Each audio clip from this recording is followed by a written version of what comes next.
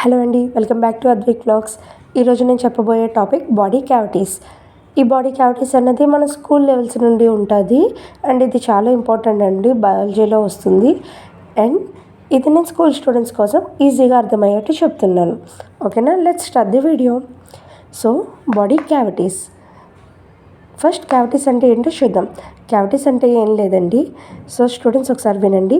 మన బాడీలో hollow places ఉంటాయి, అంటే నథింగ్ బట్ ఈజీగా గుర్తుంచుకోండి, empty spaces.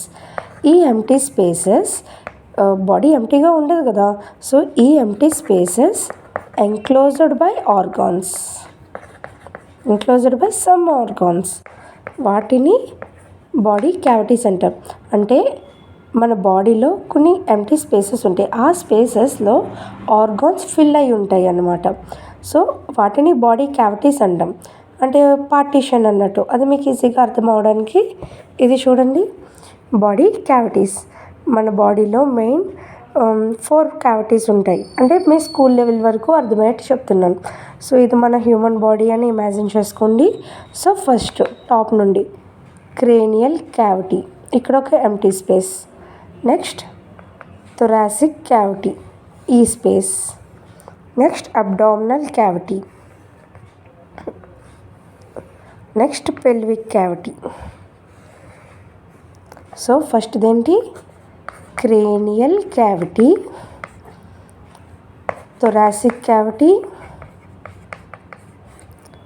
Abdominal cavity, pelvic cavity. So మన బాడీలో main 4 cavities, cranial cavity, thoracic cavity, abdominal cavity and pelvic cavity. మీకు స్కూల్ స్టూడెంట్స్ వరకు చెప్తున్నానండి, ఇంకా ఇందులో డెప్త్గా వెళ్తే ఇంకా చాలా కంటెంట్ ఉంటుంది. సో ఇక్కడ వరకు చెప్తున్నాం. First cranial cavity. Cranial cavity అనేది మన బాడీలో టాప్ నుండేది. ఈ క్రేనియల్ క్యావిటీ స్కల్తో ఎంక్లోజ్ అయ్యి దీని లోపల బ్రెయిన్ ఉంటుంది. సో క్రేనియల్ క్యావిటీలో బ్రెయిన్ ఉంటుంది. అండ్ థొరాసిక్ క్యావిటీకి వచ్చేసరికి ఏముంటుంది, ఈ ఎంటీ స్పేస్లో లంగ్స్ ఉంటాయి అండ్ హార్ట్ ఉంటుంది. సో థొరాసిక్ క్యావిటీలో లంగ్స్ అండ్ హార్ట్ ఉంటుంది, దేంతో ఎంక్లోజ్ అయ్యి రిబ్ కేజ్తో. And next abdominal cavity.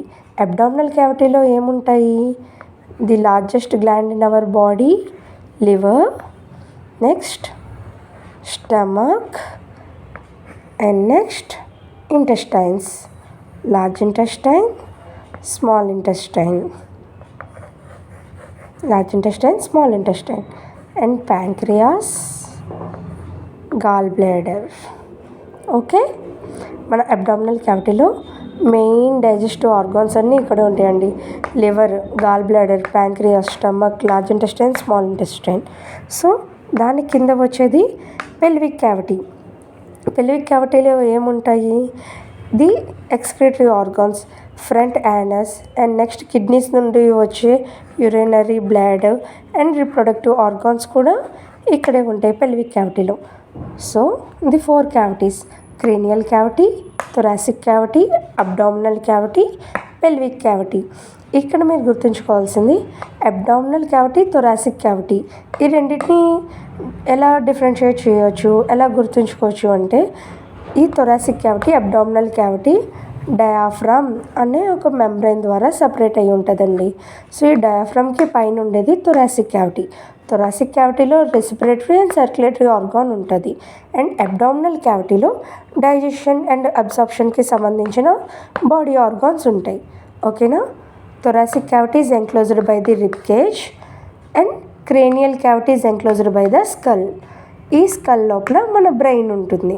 ఓకేనా, సో ఇది main 4 cavities, cranial cavity, thoracic cavity, abdominal cavity, pelvic cavity. So ఈ వీడియో మీకు నచ్చిందని అనుకుంటున్నాను. Please subscribe to Advik vlogs.